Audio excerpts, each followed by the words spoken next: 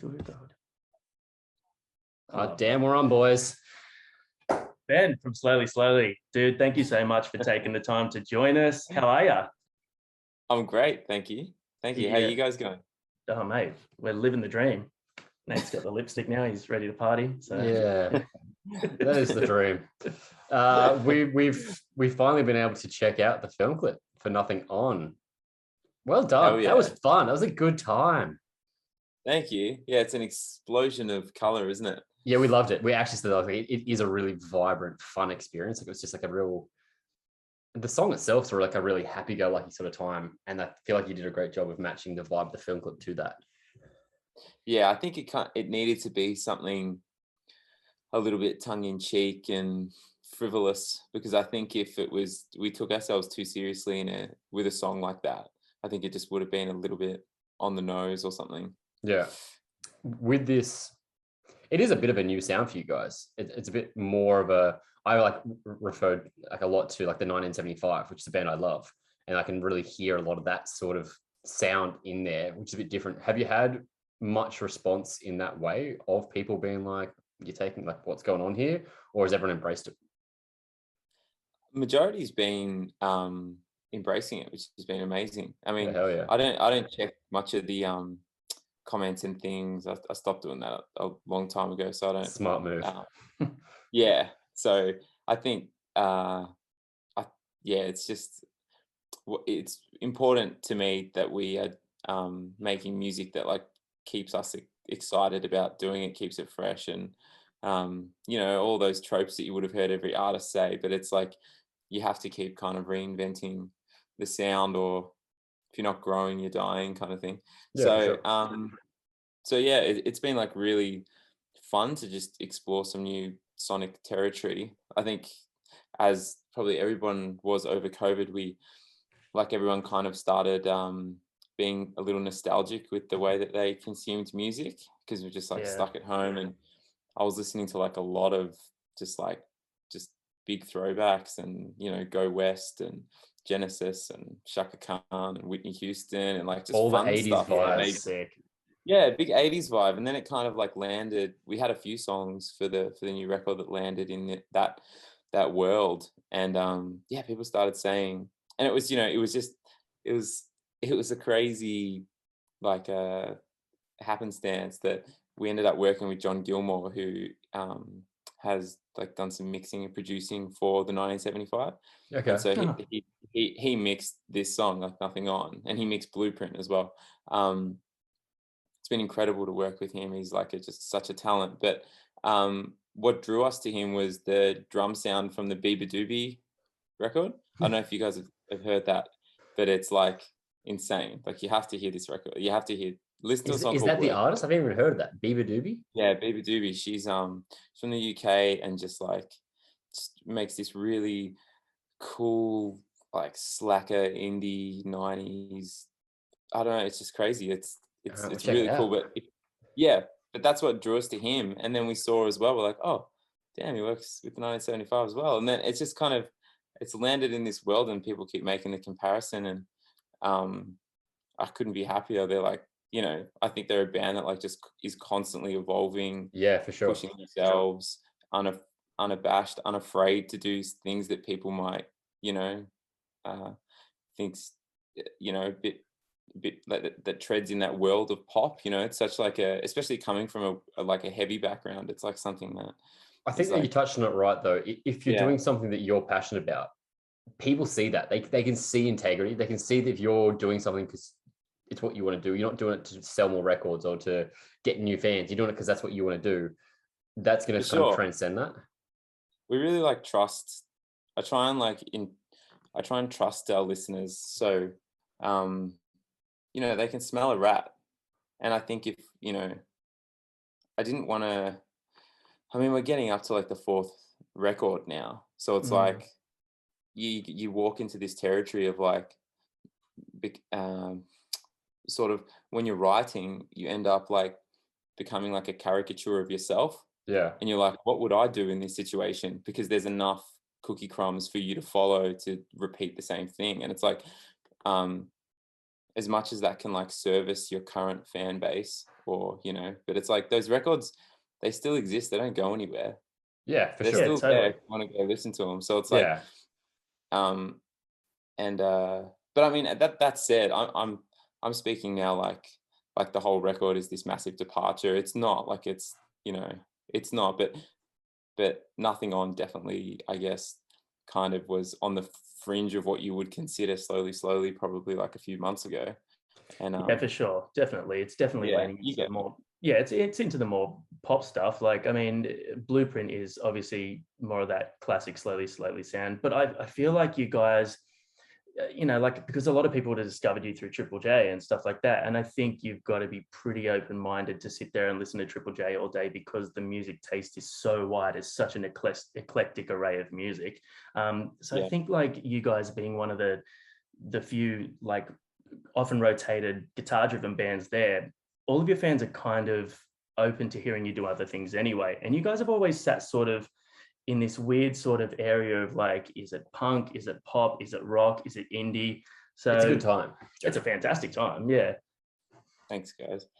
Yeah, it's something that we did purposefully, I think, because you know, we didn't want to box ourselves in. And also, I guess what's kind of at our core is we play on the singer-songwriter thing a little bit more than say like other kind of punk or rock bands would. So because I've always like done a bunch of the solo acoustic stuff that runs concurrently with the music, it kind of, I don't know whether it like gave us a bit of a higher ceiling for what we could do that was considered in our world. Like we weren't like super scene band kind of, you know what I mean, like a sceney band, like Yeah. but yeah, I mean, like as much as we like, you know, relish the community that sort of like helped us get on our feet, which was that kind of like, you know, what would you say, like punk emo Yeah, the crowd, like sort of scene, I guess, if there is a scene anymore. I reckon there's more of yeah, a scene now than ever before. It's all the oldies, sure. all the emos coming out, and they're like, "Fuck yeah, guitars! Time to grow up fringe again, bro. I'm all about it, baby. Hell yeah." Yeah. But we and like I love all that, like, and you know, I will continue to write that sort of music 100%, because I love it. It's just that I love all sorts of styles of music, and we've got the opportunity at the moment to kind of like, it's not like we're a heritage act that needs to kind of like, Yeah, fully. you know, do the dance and, you know, chase the cheese, get on the hamster wheel, but it, you know, we get to try some stuff. You got some really good euphemisms going on there. Got any more? Well, a lot of time to think about them. Yeah, well, I mean, yeah, everyone had a lot of time during lockdown. How was that for you? I mean, you said you touched on there being like a singer-songwriter. Did you find that refreshing is not the right word, but having time to sit down and focus and really hone your craft and play with what you wanted to do? Did you find that a beneficial thing for you, or was it something that, like a lot of other bands, you really struggle with as a band to kind of be like, look, we can't tour, we can't play together as often? Was that refreshing or was that frustrating? I think like many other artists, I kind of went through the like the 7 stages of COVID grief or something, you know, like you kind of had all of these different periods where sometimes you're like, it's fine, fuck it, I'll just write 6 albums this week and I'll do this and I'm so motivated, and that's fine, we'll do a Patreon, that's fine, we'll do a live recording, that's fine, we'll ticket it, we'll do this, we'll do that, like, you know, we'll release a B-sides record, like we did it, you know, it was. And then it got to like that 4th or 5th lockdown, it was known as the sixth lockdown, and that was like defeated. And Yeah. so I just stopped writing at that point. I went really hard for like, I would say close to like a year and a half of just, I wrote every day, like went berserk with writing, and got like, I feel like I got, in a weird way, I wouldn't take it back, because it, even though it was so frustrating, I just like learned so much about the craft of creating, not just songwriting, but like the craft of like writing arrangements. So being able to like translate my point that was in my head, you know, the idea gets down a little, like a lot faster and in the way that I intend it now. It's not sort of buggering around with technology and trying to explain things, you know, with, you know, a 10,000 word essay to the boys of how I want it to sound, or, you know, this lost in translation between myself and the mix engineer. It's like, it just feels like it's a bit, I don't know, just like smoother now. So we kind of, which is cool. So I said practice makes yeah, perfect, right? practice makes perfect. And we probably wouldn't have cooked this record up that we have, which I'm so proud of. Like, we wouldn't have connected with Jonathan. We wouldn't have,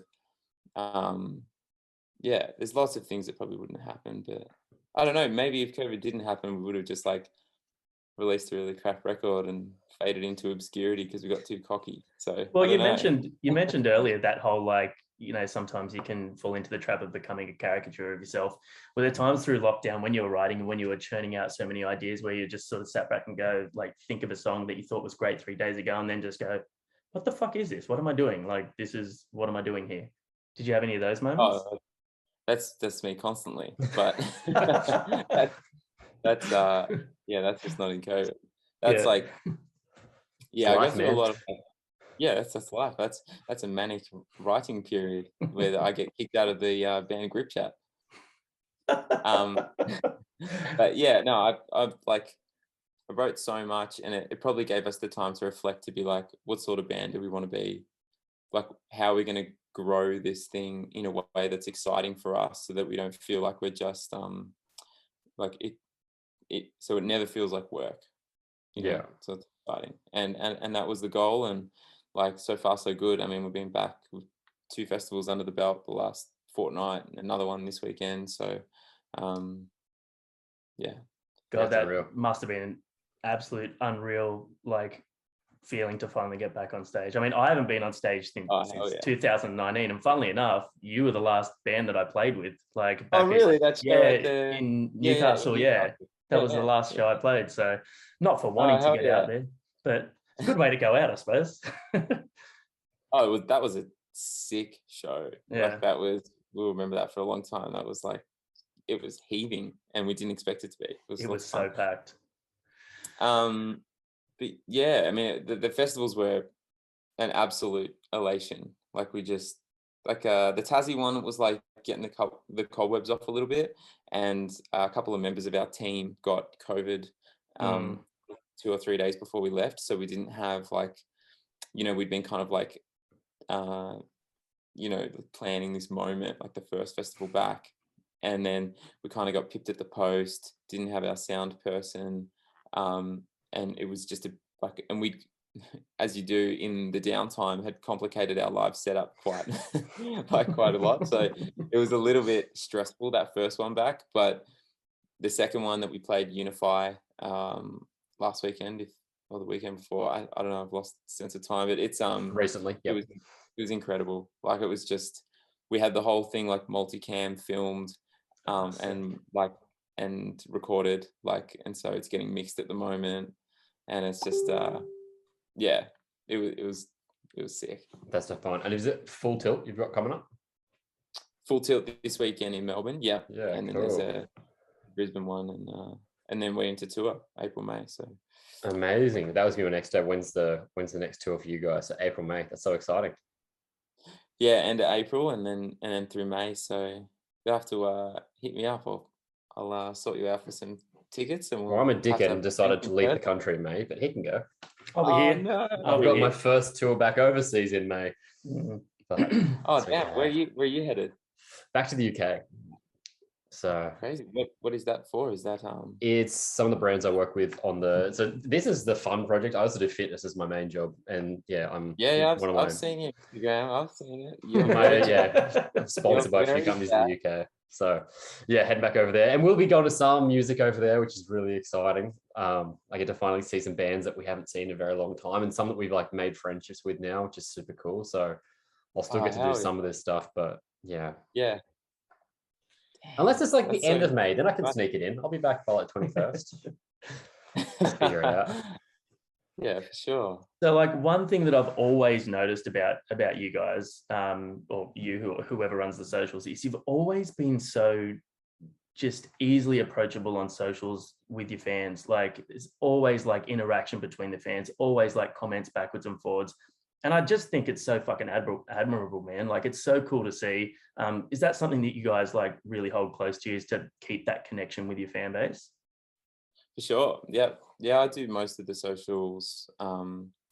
Unless I'm taking like some time away from it, which happens every now and again, and then I'll sub one of the others in. But for the most part, it's myself, and I take a lot of pride in it. Like, and I like honestly, it's not. It doesn't. It, other than the obvious downside of being on social media, like, and getting trapped into like a 15-minute scroll sometimes, and you go, what am I doing? But other than that, like the actual interaction with people, I honestly enjoy it. And I've built like friendships with some of our super fans, and I love to like, stay in the loop about their life as much as they do, our projects and stuff. So Yeah, it's cool. and I think it's why we have such like a really strong like core fan base. It's like, I think there wasn't a show that we played, pre-COVID where we didn't stick around and drink with everybody and like, and stay till stumps. It was just, it was how we did shows. And so, some bands come, they play the show and they leave, and it's more, that's how they get their fix. But like, I'm not like a super social person at home, and like I have like a small group of friends. And so for me, that kind of like social explosion of being on tour is like, it's sick. I love it. Like, I missed that as much as I missed playing music over COVID. Yeah. So. I feel like that whole like mentality that you guys have got in that sort of sense is like, it's super infectious, and people see that and they want to be a part of it anyway. Like, so it makes you more inclined to want to follow a band who gives back to the fans. Yeah, 100%. Oh yeah. Oh, that's an awesome byproduct of it. But for the most part, it's just completely selfish and social on my part. I actually just like hanging out. No, it's good though. It's fun. It's a cool. positive thing, because it makes the touring cycle for you guys, I imagine it would keep it refreshing rather than becoming a little bit tiresome of the same thing every night. Go on stage, go back to the hotel, whatever. You kind of get to meet new people and get off that sort of like feed off that energy, which is really cool. Absolutely. And it's like when it shifts into like it, if the show's bad, you can still have a really good night. Yeah. And so, it's like, it's the best, fail safe. It's like, show was shit. Okay, but that's okay. We have all of these people to like hang out with and have like a lot of laughs with after the show, or end up somewhere stupid and make like a new friend here. And then you come home with some stories, and they're like, I often feel like most of the tour stories that we hold, like, close to our hearts and still laugh about today, are ones from like the real early days when no one came to the shows. Like, and they're like, it's funny how they're like the prized possessions that we, speak about. And then you might play this big show and it's all stressful and it's about the performance and this and that. But I mean, I don't know, it's not very rock and roll. What can you tell us about the upcoming tour? Have you announced who you're touring with and where you'll be? We haven't announced who we're touring with yet. We're just keeping that under wraps for a little bit. Yeah, that's it. We have a habit of accidentally spilling secrets on this channel, so we won't push that one. Oh, that's fine. I've been bursting at the seams for 2 years, so I'll tell you guys anything. Don't say that. It's a terrible way to be. So we we got tour coming up. We're gonna share support soon. We'll hopefully play a few new songs, I think. Like, cool. When you said new record coming, have you announced that? Haven't announced that yet, but we're thinking like latter part of the year, just because because the record is quite varied. I wanted to showcase like a few of those elements, just like nothing on might be kind of like, this side of the spectrum, and then there's a lot of different colors on there, and I think it's a sad time with streaming, but you can put a record out and people really the majority of people sort of only gloss over the singles. So I just wanted it to be kind of the singles to be like a well-rounded vision of the record. So so we've got a few more to share, and we'll kind of have their moment in the sun, and then and then we'll walk into the record. Yeah. We touched at the very start of this how, well, actually we talked about when we did the reaction, but the song came out like a month or so ago. And then you've just dropped the film clip. Was that a conscious decision to do that? And was that something that you guys did? Was that records labels encouragement to sort of stagger that release? Well, we had the clip in the bag for a while, and we just wanted to, like, now it feels definitely like in the past like month that everything's returning to some semblance of normality, but there was still that trepidatious sort of feeling in the air for us because we'd been pipped at the post so many times just before a tour or a song dropped, and we knew that, like, the worst thing after 2 years of wringing out the tea towel of content, it's just like just want to be like, let's keep a few things up our sleeve just to, like, in case it goes back, tours get cancelled and the festivals get canned and there's a new variant, and then we can at least have a bit of fun sharing that content around online. And it's actually worked out, I think, for the best, because the song, I guess, I think it did take a few people aback a little bit, they were taken aback, sorry. And then I think, like, I think it's a good song, like, and I think a lot of people who love music, like yourselves, they, regardless of whatever housing the song is in, if it's a quality song and you can tell that there's honesty in it and it's well intended, it will be received in the right way. And I think it took a few people maybe just a bit of time to sit with it, and now there's like it's sunk in, and so the clip coming out, the kind of, like, there was license to love it, and so it actually has worked out kind of, I think, for the best for us. It's like, but I don't know. It's an interesting one. Sometimes, Johnny and I have said this before, is when we watch a clip that's really fun and engaging, sometimes if the clip's too fun and engaging, it can take away from the song. But maybe because we both knew the song so well prior to coming into it, we were able to sit in both worlds equally and know what the song was doing, but take in the visuals as well that you paired with it. And you did a great job of creating a really fun, engaging atmosphere in the film clip. Like you said, it was a bit tongue-in-cheek and playful. Yeah, the outfits were fantastic. They were absolutely fantastic. And same with, like, the level. Those outfits were incredible. Oh man, we had a lovely stylist, Madeline Assey, who worked with us on for the Nothing On clip, but we styled the clip for the level ourselves, and that took like 10 years of my life, finding all those bits for the boys. Like, it was I all thought vintage stuff. I would have thought Melbourne would have been, like, full of that sort of stuff. It's a very trendy place. To a degree, there's definitely a lot of vintage shops. There's definitely a lot of shit out there. Yeah, I was gonna say, filtering through that to find the gold, it's not as easy as you think it is. No, so, but yeah, it was kind of fun in retrospect, but at the time, like, just against the clock, like, having to worry about so many other things around the clip. Yeah. And then it's like, I got to sort Albert's pants. Fuck, the shoes don't fit him. It's just like, it's an unneeded stress. I didn't sign up for this. Yeah, I didn't sign up for this. I just sing in this band. Yeah. That's awesome. Well, at least you're having fun doing it still. At least you can, like, it's things like that you can talk about later and have a laugh about, and it's an experience. It also adds strings to your bow. Like, being able to do some of the styling and create direction and kind of help run the show. I think it does.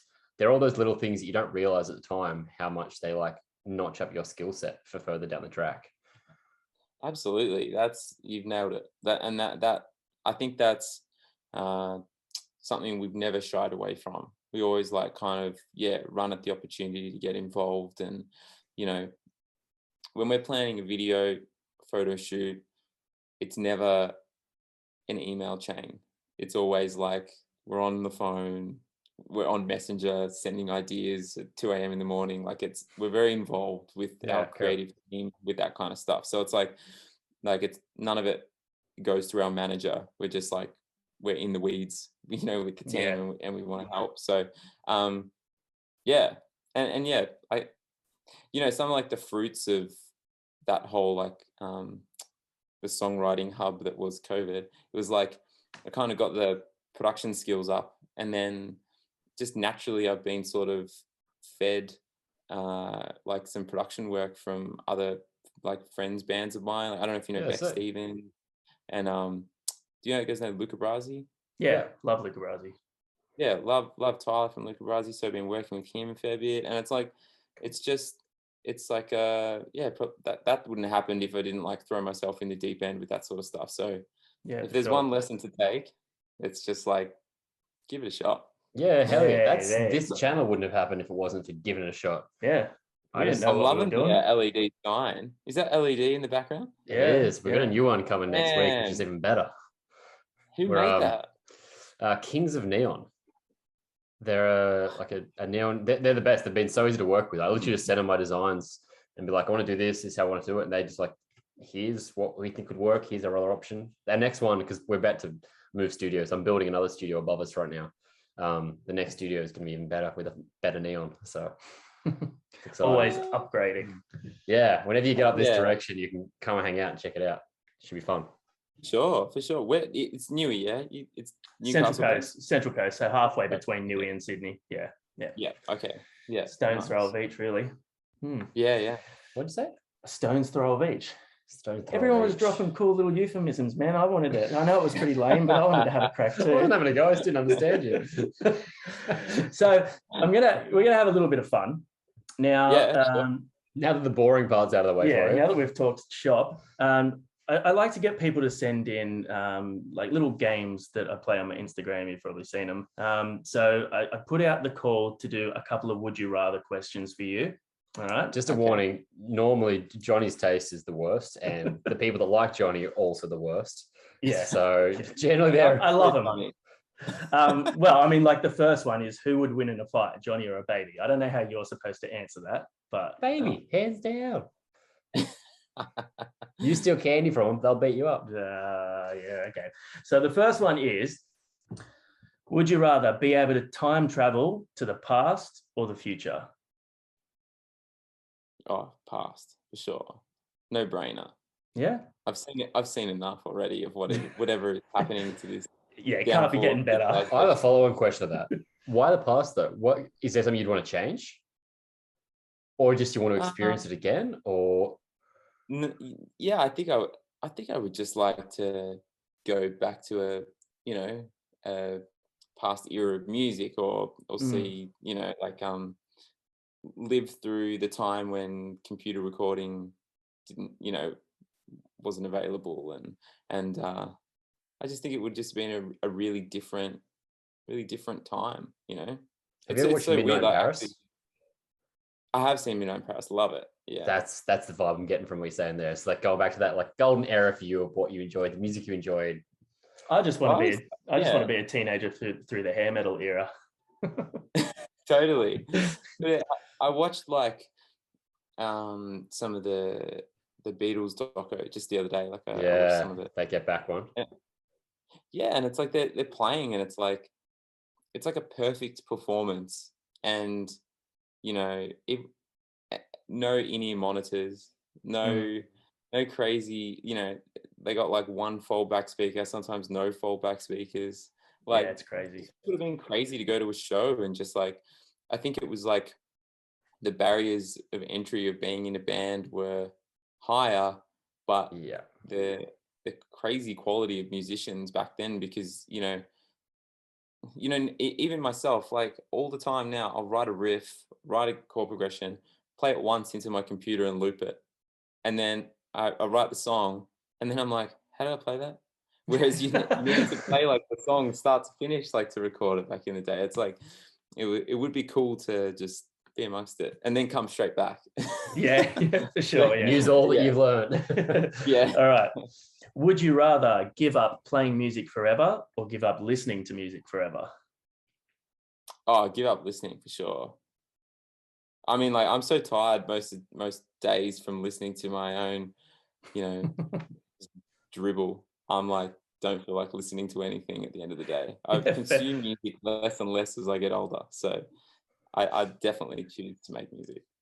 All right. Now, I'm sure you might even be able to answer this one from experience, being that you have played some very small shows and you have played some very big ones. Would you play your best show in front of a tiny crowd or have technical difficulties through a major festival audience, if I can get that out. Oh, well, I feel like we've lived both of those, and I would definitely choose the small show. The technical difficulties thing is just, especially at festivals. I mean, you get like, you know, Like 30 if you're minutes or lucky. something. Yeah. Yeah, like I just looked at the worksheet for this weekend. It's a 25-minute changeover.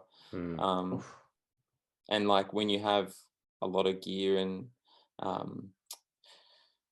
yeah, it can be a nightmare when that first note of the first song comes in and your ears aren't working. Or Have you had any major difficulties? let me think. There's been a lot over the years, but I'm just trying to think of like a particularly bad one. I mean, we're probably set up more for disaster now that we've complicated everything. If we to try and to not to get too technical, but we've tried to mitigate problems like that going wrong, because most of the time problems happen on a stage because you can't hear yourself, which like if you play music, like you'd know that feeling. It feels yuck. So we've tried to like isolate our own in-ear system, which then we can control from our phones. So get out. And like it's all controlled by an app. So, and we take the microphones and the DIs and everything on tour that we use in the rehearsal room. So there's no variables. So it's pretty much you rock up at the festival, you plug in, it should sound all levels are exactly the same. We don't use amps anymore. We use like digital modeling systems. So it should just be like, boom, that's how it sounded at rehearsal. But there's also, that's so scary because if it doesn't, or if it stops working, there's actually no person there to fix it. Yeah. It's just like, fully. yeah. So I don't know. It's like, in one hand, it's like, it makes things easy, but it also makes things like really scary. Do you feel like though, being like a singer-songwriter, you do the acoustic stuff, you do some solo stuff, you'd have the ability. The example I want to go is that All Time Low show that we saw at Soundwave. Years and years ago, we were at a Soundwave and there was crazy weather came in and All Time Low were playing and the water came in and just like fucked the whole stage. Went sideways. They had like cancer, all sound went out. And the lead singer, I think it's just the microphone that was still working.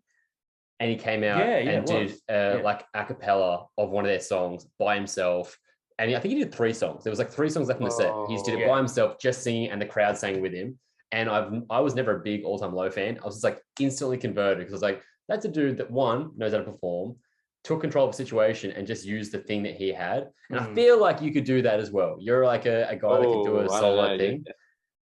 I don't know. Years ago, we went on tour with Something for Kate, who's like one of my all-time favorites. Love Something for Kate. Yeah, incredible band. Yeah, and the power went out at the Gov in Adelaide during their set, and Paul Dempsey, the frontman of the band, was he just like calmly strolled over to the guitar rack, put his guitar down, picked up an acoustic, put it on, walked out into the middle of the crowd, jumped on top of a table, and was like, I'm going to play a song from our first EP, guys. This is going to be really special. That is like, you just could have like heard a pin drop, played this song. By the time he finished playing the song, the power went back on. He strutted down back onto the stage and they continued the set. And it was like, we just witnessed something so special. And what you witnessed was like 20 years of touring and stagecraft. And it was like, we were young and you know, just idiots who, you know, didn't have any showmanship or anything at that stage. And we were just like, oh my God, you know, learning from the best. It was just like, yeah. And that's exactly what you're saying, Nate. It's like, when you witness something like that, it's like, that's live music. Hell yeah. Sticks with you. Yeah. All right. Would you rather eat hamburgers or pizza for the rest of your life? Pizza, definitely. Okay. Yeah. Okay. I'm with you.